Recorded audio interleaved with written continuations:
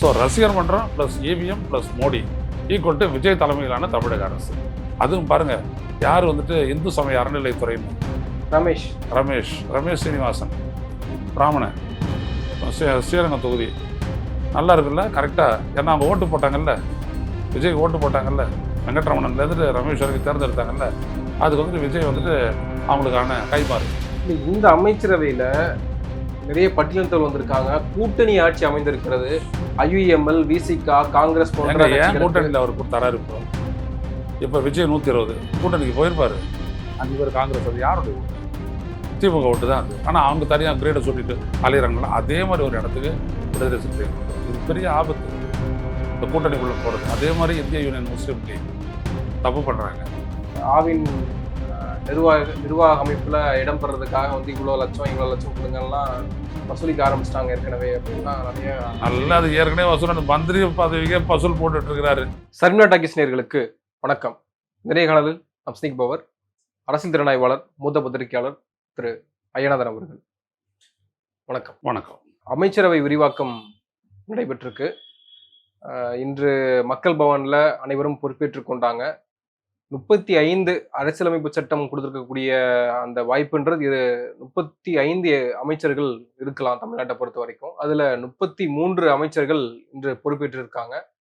இன்னும் 2 பதவிகள் மட்டும் இருக்கு. அது ஆதி திராவிட நலத்துறையும் சிறுபான்மையினர் நலத்துறையும் பெட்டிங்ல இருக்கு.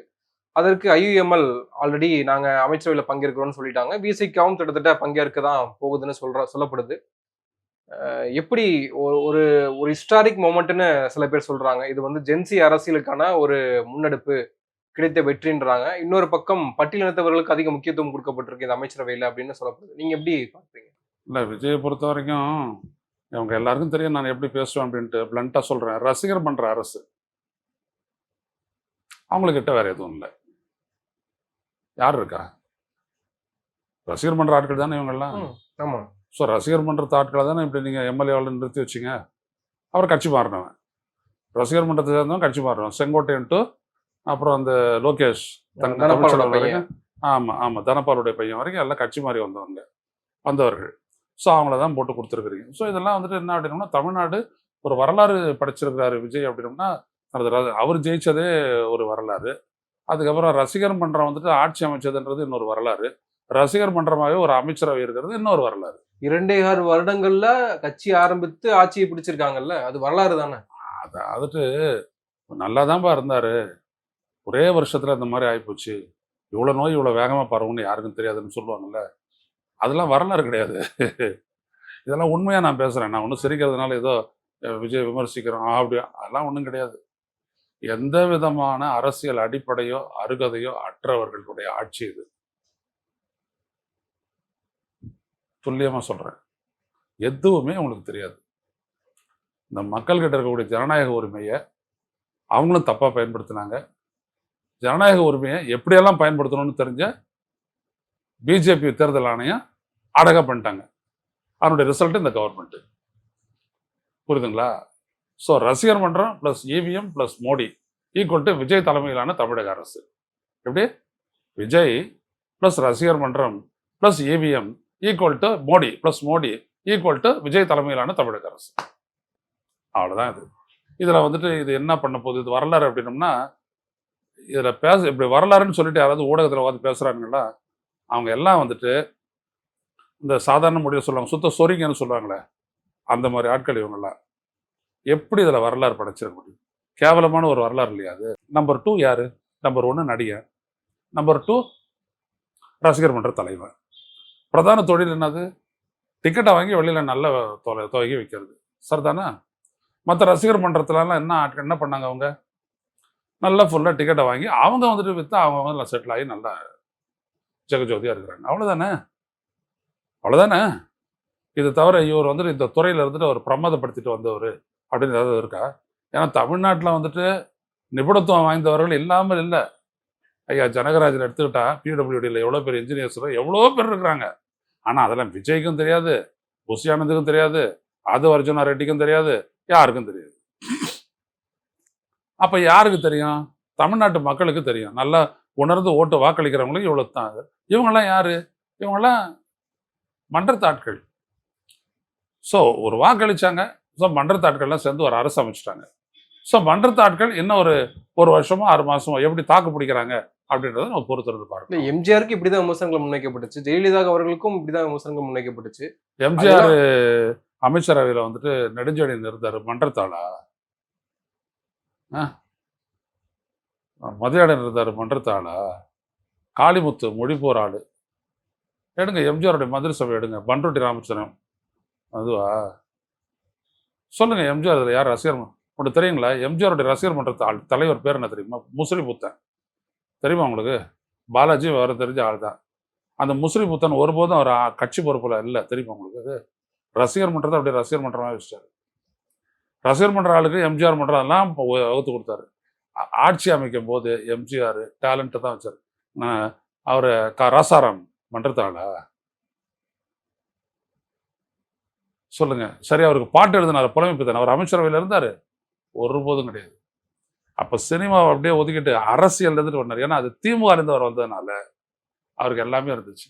இவங்க நேராக சினிமாலேருந்து வந்தவங்கனால ரசிகர் மன்ற ஆட்சி. அதனால தான் சொன்னேன், எம்ஜிஆருடைய ஆட்சி அப்படின்றது வலிமையானது. ஏன்னா எதிரில் உட்கார்றது யாருன்னா கலைஞர். கலைஞர் கூட திமுக அதுலேருந்து பிரிஞ்சு வந்தவங்க அவங்களுக்கு ஈடு கொடுத்தாங்க, முடிஞ்சது, அவ்வளோதான். எனவே ரசிகர் மன்றம்லாம் கிடையாது. அப்படி சொன்னாங்கன்னு நீங்கள் சொல்கிறது தப்பு. ஏன்னா நான்லாம் இருக்கேன். எம்ஜிஆர் கட்சி இது பண்ணும்போது எனக்கு 16 வயசு, 72. அப்போத்துலேருந்து நான் கூர்மையாக பார்த்து தான் இருக்கிறேன். அதனால் எம்ஜிஆருடைய அரசுன்றது வேற, இது வேற. இல்ல இப்ப ஜெயலலிதா அவர்கள் ஆட்சி காலத்துல இப்ப ராஜேந்திர பாலாஜிக்கு, செல்லூர் ராஜுக்கெல்லாம் வந்து அவங்களே தங்களை எப்படி இந்த இடத்துக்கு வந்தோம்னு சொல்லும்போது நல்லா போஸ்டர் ஓட்டிட்டு இருந்தேன், நான்லாம் வந்து இன்னைக்கு அமைச்சரவையில இடம் பெற்றிருக்கேன், இதான் வந்து அதிமுக நான் இந்த மாதிரியான ஆட்கள் வந்து முன்னாடி வர கட்சி முடியும். பணியில் இருந்திருக்கிறாரு. அவருக்கு அரசியல் தெரியும். ராஜேந்திர பாலாஜி, அவர் இன்னொருத்தர் நீங்கள் செல்லூர் சொல்கிறீங்க ராஜு. செல்லூர் ராஜு, இவங்களாம் கட்சி பண்ணியிருந்தேன். நான் போஸ்டர் ஓட்டினேன் திராவிடர் கழகத்துக்காக. ஏணி எடுத்துக்கிட்டு நான் இன்னும் 4-5 நண்பர்கள்லாம் இது பண்ணிட்டு கிழிக்க முடியாத உயரத்தில் நாங்கள் ஓட்டுவோம். அப்படியேப்பட்ட ஸ்கில் எங்களுக்கெல்லாம் உண்டு. சூரெடுத்து பிரச்சாரம் பண்ணுவோம் நாங்கள்லாம். அதனால தான் இன்றைக்கி வலிமையாக போராட்டத்தை பண்ணணும் அப்படின்னோம்னா நம்மளால் போராட்டத்தை பண்ண முடியும். இப்போவும் சொல்கிறேன், நான் முதல்ல போராளி, அரசியல் போராளி, அப்புறம் தான் வந்துட்டு பத்திரிகையாளர்.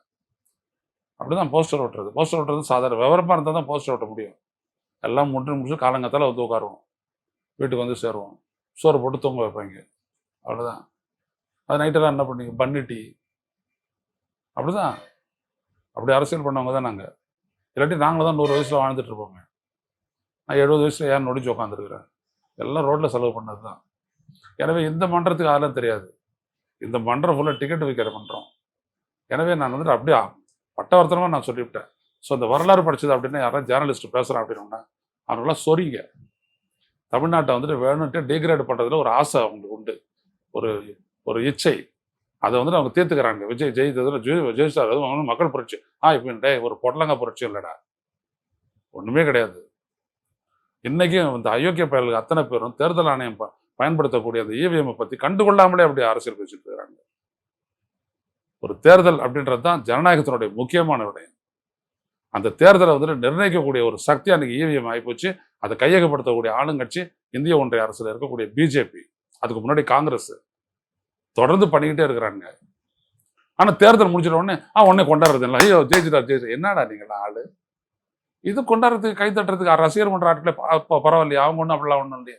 அவங்களாவது ஏதோ கொஞ்சம் உழைச்சானுங்க. விஜய் கூட உழைக்கல, அவங்க ஏதோ உழைச்சானுங்க. அந்த இவர் இருக்கிறாரு, போக்குவரத்து துறை அமைச்சராக வந்திருக்கிறாரு, சேலம் மேற்கு, அவர் பார்த்திபன், அவர் தான் வந்துட்டு ஏற்பாடு பண்ணியிருந்தார். அந்த ஆத்தூரில் வந்துட்டு முதல் அரசியல் பயிராக அவர் தான் ஏற்பாடு பண்ணார். நான் அவரோட பேசினேன். எப்படி நீங்கள் வந்துட்டு அரசியலில் அரசியல் இது எப்படி ஃபீல் பண்ணுறீங்கன்னு. அண்ணே பிளண்ட்டாக நாள் அண்ணே, விஜய் அண்ணாவோட இருக்கிறோம், விஜய் அண்ணாவோட பயணிக்கிறோம், விஜய் அண்ணா என்ன செய்யறோம் அதை செஞ்சுட்டு இருக்க போகிறோம், அவ்வளோதான். அப்படிதான் சொன்னார். ஆனால் அந்த அந்த பயிலரங்கத்தை ஏற்பாடு பண்ணியிருந்தார் பாருங்க, 3000 பேர் மண்டபத்துக்குள்ள உட்காந்துருக்கிறான், வெளியில் 1000 பேர் இருக்கிறான். அவ்வளவு நல்ல ஏற்பாடு பண்ணியிருந்தார். புஷியானதை நான் ஆர்கனைசர்னு சொல்லுவேன் ஆரம்பத்திலேருந்து. நல்ல ஆர்கனைசர் அவர். 10 மணிக்குன்னு சொல்லிட்டு 10:10க்கு மைக்க பிடிக்கிறார் திட்டிக்கிட்டே, ஏன் 10 நிமிஷம் லேட் ஆச்சுன்ட்டு. புரியுதுங்களா? நான் வந்துட்டு 10:20க்கெல்லாம் மைக்கை பிடிச்சிட்டேன். எனக்கு பின்னாடி ராஜ்மோகன் பேசினேன். நாங்கள் 2 பேரும் தான் அன்றைக்கி பேச்சாளர். புரியுதுங்களா? அப்போ நான் வந்துட்டு எங்கடா இவரை காணுமே, எங்கடா தேடி தேடி பார்த்து அவரை பார்த்தா அவர் ஜெயிச்சிட்டாரு, நல்ல ஓட்டில் ஜெயிச்சிருக்கிறாரு. அதுக்கப்புறம் பார்த்தோன்னா அவர் தான் சேலத்தில் நடந்ததில் வந்துட்டு ஒரு பையன் செத்து போயிட்டான். அவர் தான் எடுத்துகிட்டு போயிட்டு 5 லட்சம் ரூபாய் கொடுத்தாரு. யாரு? பார்த்திபன் தான் கொடுத்தாரு. இன்னைக்கு வந்துட்டு தமிழன் விஜய் பார்த்திபன் ஏதோ அவர் பேரை வச்சிருக்காரு. But whatever it might be, அவர் வந்துட்டு ஒரு நல்ல ஒரு கூடியவர் தான் அவர். அப்படி எனக்கு தெரியாதவங்களும் பலரும் இங்கே உள்ள வந்திருக்கலாம். ஆனால் திடீர்னு இந்த தேர்தலை முளைச்சதுங்க பார்த்தீங்களா, அதுங்கெல்லாம் கிடையாது. அதுவும் பாருங்க, யார் வந்துட்டு இந்து சமய அறநிலைத்துறைன்னு ரமேஷ் சீனிவாசன், பிராமணன், ஸ்ரீரங்கம் தொகுதி.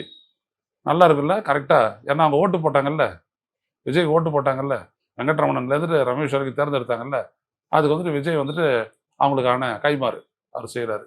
செய்யுங்க, தமிழ்நாட்டில் ஒன்றும் ஆகிடாது, பார்ப்போம்.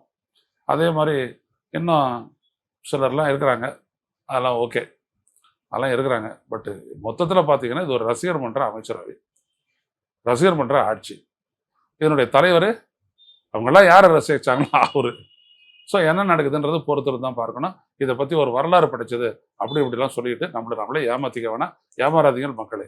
இல்லை, தமிழ்நாட்டினுடைய சமூக நீதி பார்வையில் இன்றைக்கு அமைச்சர்களாக ஒரு 35ல் 8 பேர்கிட்ட வந்து பட்டியலினத்தவர்களாக வந்திருக்கிறாங்க, SC STலேருந்து வந்திருக்காங்க, அருந்ததிகர்கள் பறையர்கள்லாம் இடம்பெற்றிருக்காங்க, அவங்களுக்கான முக்கியத்துவம் கொடுக்கப்பட்டிருக்கு அப்படின்னு சொல்றாங்கல்ல. சமூக நீதி அப்படின்றதுல வந்துட்டு அக்கறையற்ற ஒரு விஜயனும் அதெல்லாம் ஒரு உதர்சனப்படுத்துவார் அப்படின்னு நான் சொல்லலை ஒருபோதும். ஆனால் நீங்கள் யாருக்கெல்லாம் கொடுத்துருக்குறீங்கன்ற தகவலெல்லாம் எனக்கு வந்துடுச்சு.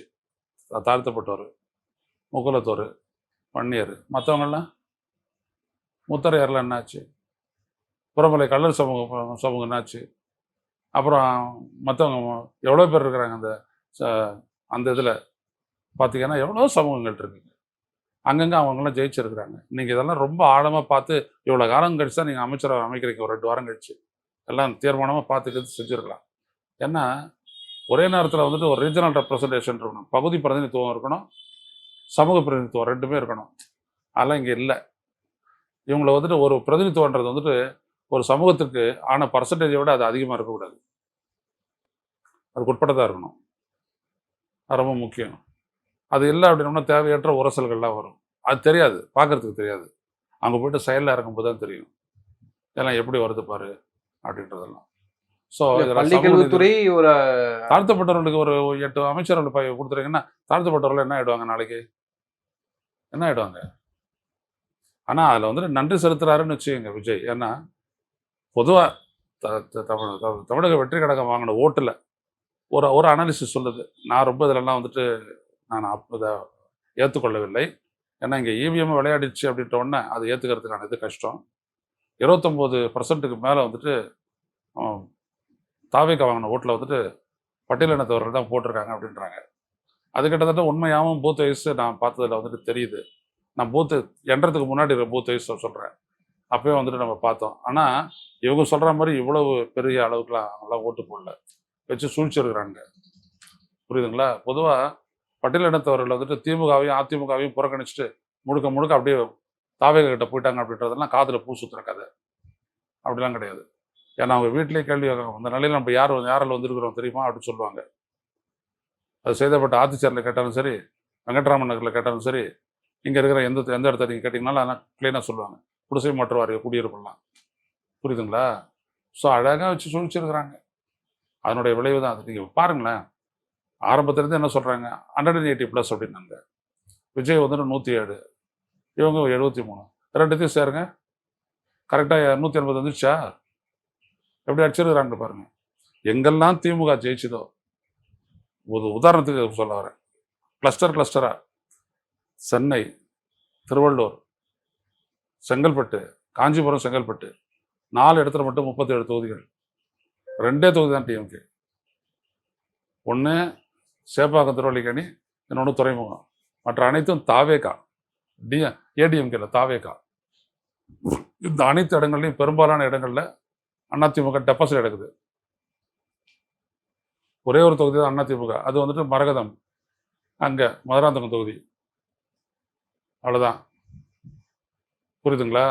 ஸோ கிளஸ்டராக அடிச்சிருக்கிறாங்க. அந்த மேப்பெல்லாம் எடுத்து நீங்கள் பார்த்தீங்கன்னா உங்களுக்கு தெரியும். போன முறை திமுக ஜெயிச்ச தொகுதிகளில் பார்த்தீங்கன்னா இந்த இடத்துல பார்த்தீங்கன்னா பெரும்பாலும் பார்த்தீங்கன்னா அதில் வந்துட்டு தாவேகா கைப்பற்றிருக்கும். அவ்வளோ தூரம் வச்சு அடிச்சிருக்கிறாங்க, செஞ்சுருக்கிறாங்க. ஒரு உதாரணத்துக்கு ஸ்டாலின் தொகுதியை ஒரு உதாரணத்துக்கு எடுத்துக்குவோம். இதெல்லாம் பேசினா தான் மக்களுக்கு வந்துட்டு புரியும். ஸ்டாலின் வந்து 74,000 ஓட்டு வாங்கினார். போன முறை அவர் எவ்வளோ வாங்கினார்? 1,05,000 ஓட்டு. இந்த முறை அவர் எவ்வளோ செஞ்சிருக்காருன்னு தெரியும். ஸோ அது 1,05,000 1,25,000 ஆகி அவர் தோத்துருக்கிறாரு, ஜெயிச்சிருக்காரு, அது வேற கதை.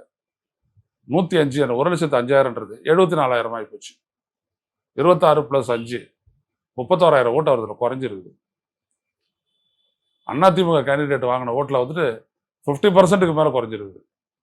இது அவ்வளவா அவங்களுக்கு போயிருக்குது.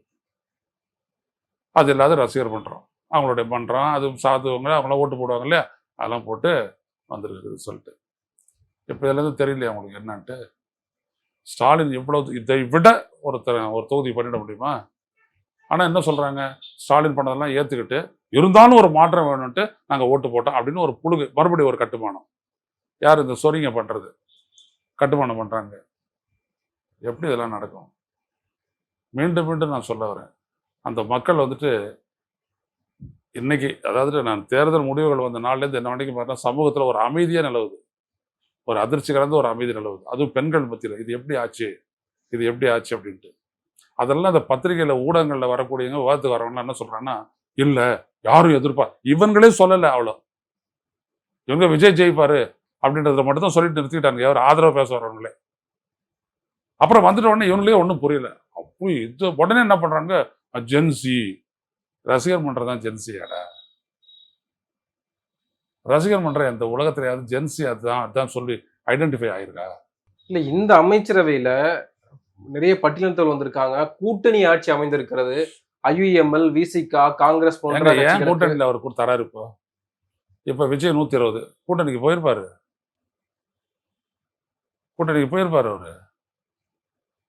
அவர் 107 உடனே கூட்டணிக்கு போறாரு, உடனே காங்கிரஸ் சுத்தி காஞ்சி போடுறாரு இல்லையா? அப்புறம் விடுதலை சிறுத்தைகளுக்கு அவங்களுக்கு என்ன சம்பந்தம், இடதுசாரிகளுக்கு அவங்களுக்கு என்ன சம்பந்தம், முஸ்லீம் லீக் என்ன சம்பந்தம் கேட்குறேன் நான், என்ன சம்பந்தம்? ஸோ இவர் வந்து கூட்டணி அடிச்ச நிலை அப்படி பண்றாரு அவரு. ஏற்கனவே திமுக கூட்டணி பலவீனப்படுத்தணும், திமுக கூட்டணி கட்சிகள் நம்ம கூட வரணும்னு விருப்பப்பட்டவர் தானே விஜய். அது இன்னைக்கு நடக்குது இல்லைங்க. இதெல்லாம் நீங்க சொல்றது, பாலாஜி சொல்றது. அப்படி யாராவது பேசுனாங்களா? புஷி ஆனதுல இருந்து விஜய் வரைக்கும் யாராவது பேசிருக்காங்க சொல்லுங்க பாப்போம். அவங்கெல்லாம் எங்களோட வரணும் கூட்டணியில அப்படின்னு நினைக்காச்சும் கூப்பிட்டு இருக்காரு? உண்மையான காங்கிரஸ் நம்ம கூட தான் இருக்கு, விடுதலை சிறுத்தைகள் தொண்டர்கள் நம்ம கூட தான் இருக்காங்க. எத்தனை காங்கிரஸ் இருந்து ஒரு உண்மையான காங்கிரஸ் கண்டுபிடிச்சாரு? இருக்கிறதே ஒரே காங்கிரஸ், ராகுல் காந்தி, சோனியா காந்தி காங்கிரஸ் தான். அது ஒரு 5 சீட்டு தான் ஜெயிச்சிச்சு, மற்றதெல்லாம் ஃபனாலு இல்லையா? அப்புறம் நான் அது 5ம் திமுக தான், இல்லாட்டி அவங்களும் பிஜேபி மாதிரி ஒரு சீட்டில் ஜெயிச்சு ஒன்றும் இல்லாத போயிருப்பாங்க. 5 சீட்டுன்றதுனால தான் நீ கூட்டணியில் இடம் கொடுக்குற இல்லையா? இப்போ ஏன் போயிட்டு நீ வந்துட்டு சிவி சண்முகத்தையும் வேலுமணியும் பார்த்த? 25 தொகுதி இருக்கிறதுனால தானே போய் பார்த்த. ஏற்கனவே அதிருப்தியில் இருந்தவங்க இன்னும் அதிருப்தி ஆக போறாங்க. இல்லைங்க, நான் என்ன கேட்குறேன்னா, நீ ஏன் அவங்கள போய் பார்த்த? அந்த நவாப் நாற்காலி சோஃபாலாம் எடுத்துகிட்டு போய் வச்சு எப்படி பார்த்த? எதுக்கு பார்த்த? வெத்தலைப்பாக்கு வச்சு அடைக்கிறதுன்னு ஒன்று உண்டு, உலகத்திலே முதல் சரித்திரம் படிச்சிருக்காரு. சோஃபா வச்சு ஒரு அடைக்கிறாரு. சோஃபா நல்லா உட்காருங்க, உட்காந்துடாதீங்க, அது கும்பிடக்கூடிய சோஃபான்றாரு. எல்லார் வீட்டுக்கும் சோஃபா போதியா? இப்படி தான் நீங்கள் பண்ணியிருக்கீங்க. அதில் வளைக்கிறாங்க இவங்க. ஊழலே பண்ண மாட்டேன் அப்படியெல்லாம் ஒரு எண்ணம் இருந்ததுன்னா அப்படியே எரேஸ் பண்ணுங்க அப்படின்னு சொல்லிட்டு சோஃபா அனுப்ப ஆரம்பிச்சிட்டாரு.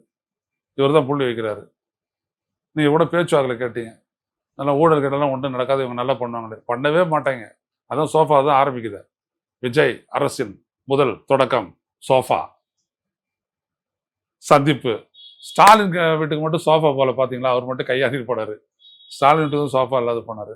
அதே மாதிரி அவர் வீட்டுக்கும் சோஃபா இருப்பாங்க. நேற்று ஜூவில கூட ஒரு கட்டுரை வெளியே இருந்தது. இந்த மாதிரி காஞ்சிபுரத்துல தாவைக்க நிர்வாகிகள் ஆவின் நிர்வாக அமைப்புல இடம் பெறதுக்காக வந்து இவ்வளவு லட்சம் கொடுங்கலாம் வசூலிக்க ஆரம்பிச்சிட்டாங்க ஏற்கனவே அப்படின்லாம் நிறைய.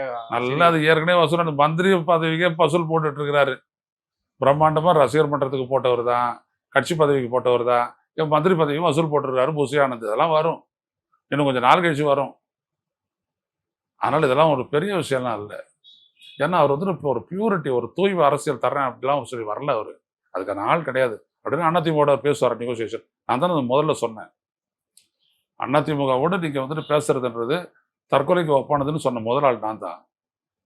அதுக்கே ஜான் வந்துட்டு நான் உங்களை கட்சியை விட்டு நீக்க அவரு கட்சியிலே நான் இல்லை அந்த ஆள் சொன்னேன். அதனால Balaji take it easy.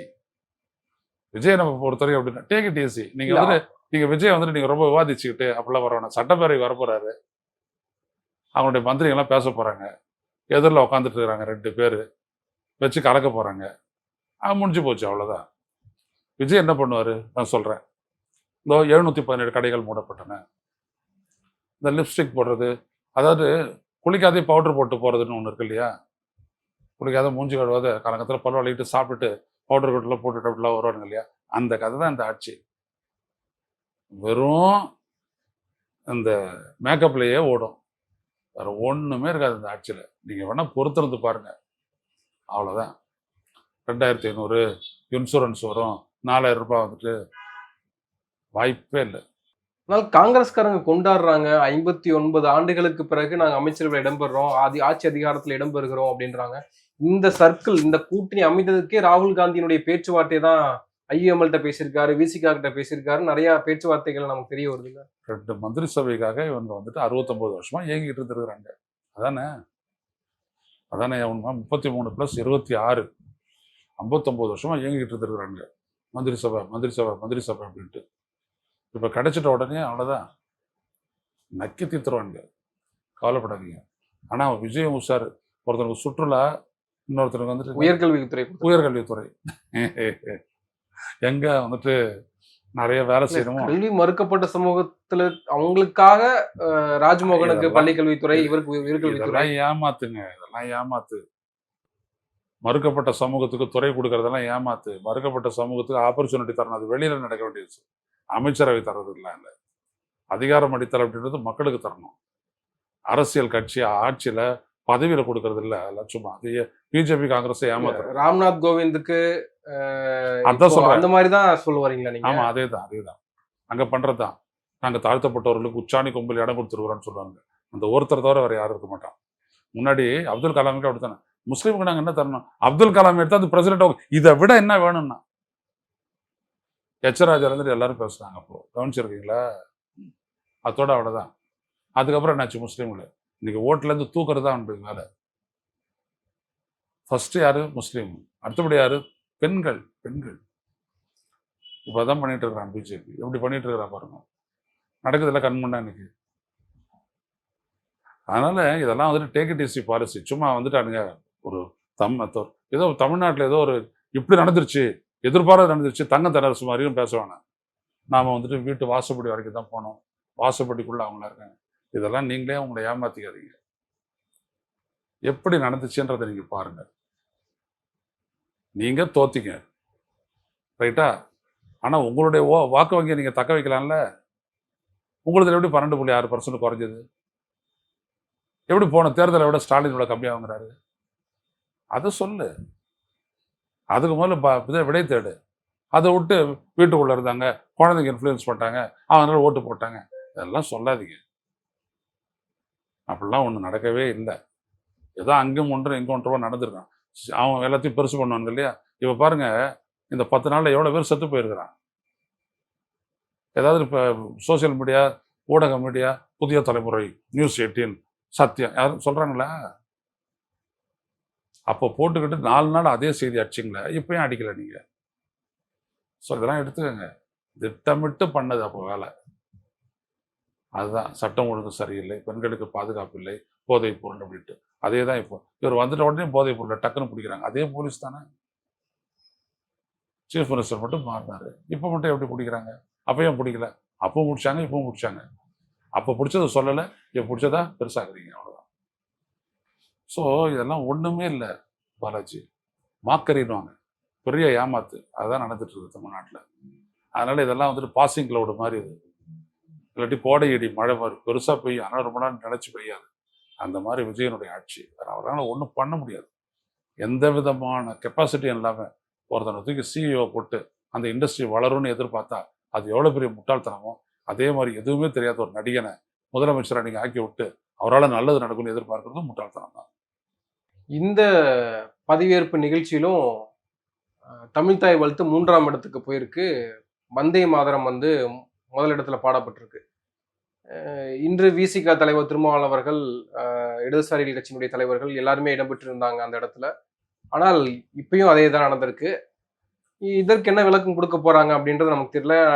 Aadhav Arjuna வந்து நிச்சயமாக அடுத்த நிகழ்ச்சிகள்ல இது முற்றிலுமாக இருக்காது, அதை நாங்க வந்து அனுமதிக்க மாட்டோம்னு சொல்லியிருந்தால், ஆனால் மீண்டும் இப்படிதான் நடந்திருக்கு. அமைச்சரவையில இத்தனை பட்டியலினத்தவர்கள் இடம்பெற்று இருக்காங்க, அதை பேசுவதற்கு பதிலாக தமிழ்த்தாய் வாழ்த்து பத்தி பேசி திமுக மடைமாற்றம் செய்கிறது அப்படின்னு விமர்சனங்களும் முன்வைக்கப்படுது. நீங்க எப்படி அதை பார்க்குறீங்க? நான் என்ன சொல்ல வரேன்னா, எதையுமே தெரியாதவங்க இவங்க. எதுவுமே தெரியாதவங்கள வந்துட்டு எப்படி பயன்படுத்திக்கணும் தங்களுக்கு சாதகம் அப்படின்றது பிஜேபிக்கு தெரியாதா? ஸ்டாலின் இது மோடிக்கு தெரியாதா? அமித்ஷாவுக்கு தெரியாதா? இல்லை ஆளுநருக்கு தான் தெரியாதா? இவங்க டெய்லி போயிட்டு பதவி பதவி பதவின்னு கேட்டுட்டு இருந்தவர் தானே சார் 4 நாளா இவர். 5வது நாளுக்கு கொடுத்துட்டாங்க. அவ்வளோதானே வருது இல்லையா? அப்படிதானே நடந்துச்சு. ஸோ இவங்க எதையும் செய்வாங்க அப்படிலாம் எதிர்பார்க்க வேணாம். நடக்கட்டும். தமிழக அரசு அது ஏற்பாடு பண்ணுற ஃபங்க்ஷன் சட்டப்பேரவையில் ஆளுநர் உரைக்கு முன்னாடி இவங்க என்ன செய்கிறாங்கன்றதை பார்ப்போம். ஆளுநர் உரையாற்றணும்ல, உரையாற்றணுமா இல்லையா? பட்ஜெட் உரை ஆற்றணும்ல. அப்போ என்ன நடக்குதுன்னு பார்ப்போம். அப்போ நம்மளோட கிரெடிட்ஸ் தான் அங்கே வச்சுக்கிறோம். மற்றபடி இந்த தாழ்த்தப்பட்டவர்கள் கொடுத்துட்டாங்க, அதை வச்சு என்ன அது தாழ்த்தப்பட்டவர்கள் கொடுத்துட்டாங்க, தாழ்த்தப்பட்டவர்கள் மற்றவங்களாம் மனுஷன் கிடையாதா? தாழ்த்தப்பட்டவன் சும்மா அதையும் சொல்லிட்டு இருப்பீங்களா ஏமாத்துறதுக்கு? நோக்கம் என்ன தெரியுமா? தாழ்த்தப்பட்டவன் கொடுத்துறேன் அப்படின்ட்டு. அப்படியே விடுதலை சிறுத்தைகளை ஒண்ணுமில்லாத பண்றது தான் அவங்களுடைய நோக்கமே. இப்பவே பேச்சு என்ன தெரியுமா? அதுதான் பெரிய ஆபத்துன்னு கூட நான் சொல்லியிருக்கிறேன். கிட்டத்தட்ட 30% பேர் வந்துட்டு பட்டியலினத்து மக்கள் வந்துட்டு அவங்களுக்கு ஓட்டு போட்டிருக்காங்க.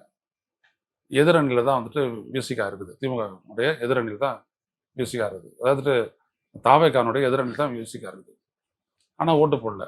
எதுவும் பரவாயில்ல, ஓட்டு போடல. விசிகாக்கு அது நடக்கல. இப்போ இவங்களே போயிட்டு தாவேகாவில் நின்ன உடனே என்ன ஆகும் அப்படின்னோம்னா, அந்த மக்கள் என்ன நினைப்பாங்கன்னா, நம்ம சரியான முடிவு தான் எடுத்துருக்குறோம்.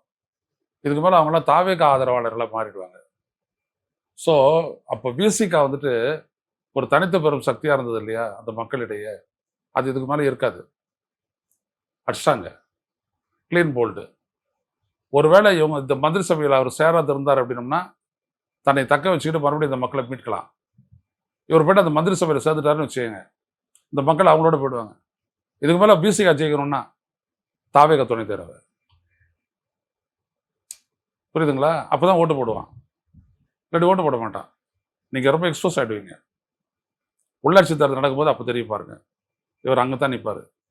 இல்லை இவங்களோட நிற்கிறதுனால நாங்கள் நல்லா பெனிஃபிட் அடைஞ்சிட்டோம் அப்படின்னு இவங்க சொல்லுவாங்க பாருங்க. பெனிஃபிட் ஆகல, அவங்க ஓட்டா அவங்க ஆளை. இப்போ காங்கிரஸ் 5 பேர் காங்கிரஸ், அது யாருடைய ஓட்டு? திமுக ஓட்டு தான் அது. ஆனால் அவங்க தனியாக கிரேடை சொல்லிட்டு அலையிறாங்களா, அதே மாதிரி ஒரு இடத்துக்கு விடுதலை சிறுத்தைகள் வந்துடும். இது பெரிய ஆபத்து, இந்த கூட்டணிக்குள்ளே போகிறது. அதே மாதிரி இந்திய யூனியன் முஸ்லீம் லீக் தப்பு பண்ணுறாங்க. என்ன நீங்கள் ரோட்டு பரப்புரையில் வந்துட்டு விஜய் வந்துட்டு பாஜகவனுடைய நிழல்னோ பாஜகவனுடைய ஆளுன்னோ சொல்லிட்டு நீங்கள் பரப்புரை பண்ணிட்டீங்க நீங்கள் 2 பேருமே. இப்போ வந்துட்டு அவங்க அமைச்சரவை கொடுத்த உடனே நீங்கள் போய் சேர்றீங்க. அதனால் நீங்கள் ஒன்றும் பண்ணிட போகிறதில்ல. ஆனால் உங்களுடைய பேஸ் அப்படியே எரோட் ஆகிடும், கரைஞ்சிரும். அதுக்கப்புறம் நீங்கள் ஒன்றுமே பண்ண முடியாது. உங்களை யாரும் இது பண்ண மாட்டாங்க. அவங்களுடைய தொங்கு சதையாக நின்றுட்டு தான் நீங்கள் வந்துட்டு அரசியல் பண்ணி ஆகணும். பொறுத்திருந்து பாருங்கள். 1 வருஷம் விஜய் நீடிச்சிட்டாலும் இந்த ஆபத்து உங்களுக்கு இருக்குது. நீடிக்கலைன்னா அது வேற விஷயம். நீடிச்சிட்டாலும் இந்த ஆபத்து இருக்குது. நன்றி. பொறுத்திருந்து பார்ப்போம். நிறைய விஷயங்களை பகிர்ந்துருக்கீங்க. உங்கள் நேரத்துக்கு மிக்க நன்றி.